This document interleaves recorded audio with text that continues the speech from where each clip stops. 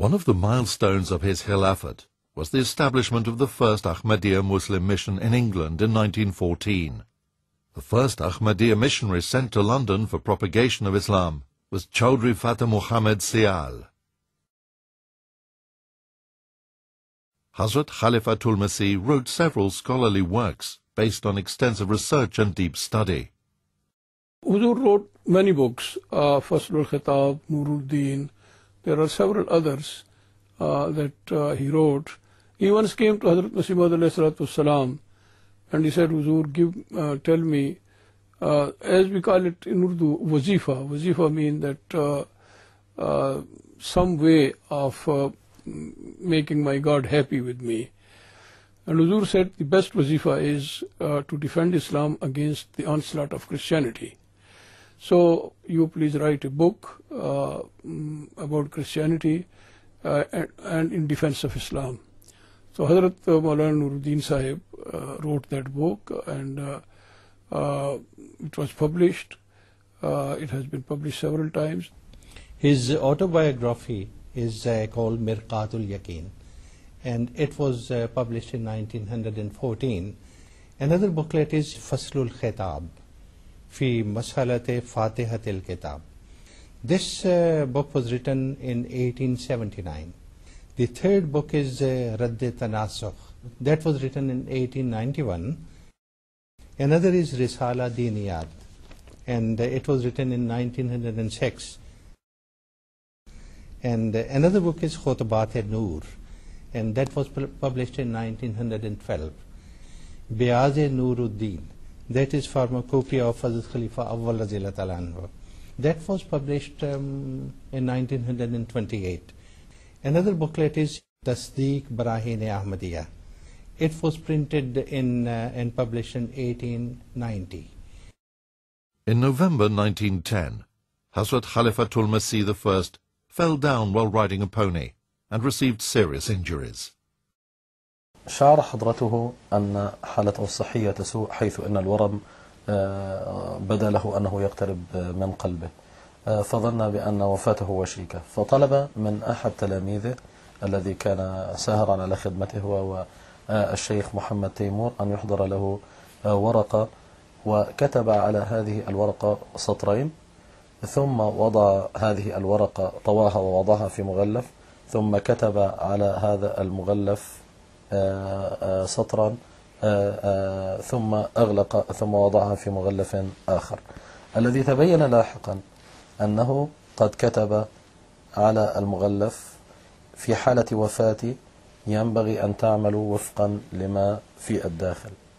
ثم في الورقة تبين أنه قد كتب سطرين. السطر الأول كان باللغة العربية على أسوة سيدنا أبي بكر رضي الله عنه بالعربية، وفي السطر الثاني قال: يجب أن تبايعوا أو عليكم أن تأخذوا البيعة من الشخص الذي اسمه مذكور في الداخل. وأيضا عرف لاحقا أن الاسم الذي كان مكتوب في الداخل هو محمود أحمد. ولكن بعد فترة بفضل الله تبارك وتعالى تحسنت صحته، فطلب حضرته هذا المغلف من الشيخ محمد تيمور ومزقه وتخلص منه. On the 4th of March 1914, Hadhrat Khalifatul Masih wrote his will with his own hand. It contained detailed counsel and instructions for the selection of his successor. He wrote, "My successor should be one who is righteous, popular, erudite, and of good conduct. He should overlook the shortcomings of and exercise forbearance towards the old and new friends of Hazrat Sahib. I was a well-wisher of everyone. So should he be. The lessons of the Holy Quran and Hadith should be continued." He handed it over to Maulvi Muhammad Ali and asked him to read it out to those who were present there. He directed a second and third time to read it out to all the people, and then inquired whether anything had been left out, to which Maulvi Muhammad Ali Sahib replied that it was quite right. He then put it in the custody of Nawab Muhammad Ali Khan Sahib. Hadhrat Khalifatul Masih I passed away on Friday, March the 13th, 1914, at 2:15 p.m. at Qadian. May his soul rest in peace. Over 2,000 members of the Jamaat converged in Qadian, and on the 14th of March, all the Ahmadis gathered at the Noor Mosque after the Asr prayer service.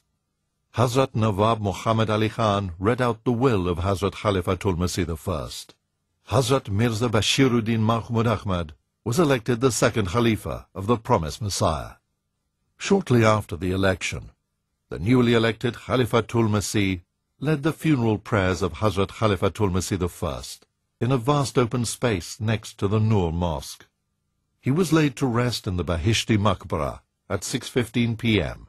next to the tomb of his holy master and benefactor, the promised Messiah.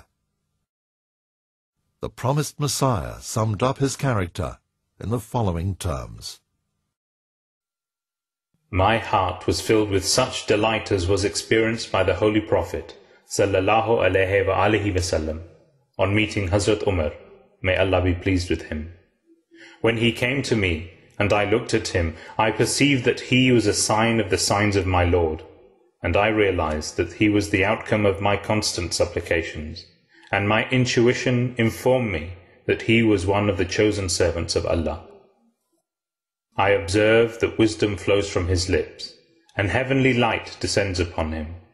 When he addresses himself to the exposition of the Book of Allah, he reveals the sources of mysteries, and causes subtleties to gush forth, and uncovers wonderful treasures of wisdom that had hitherto been covered up.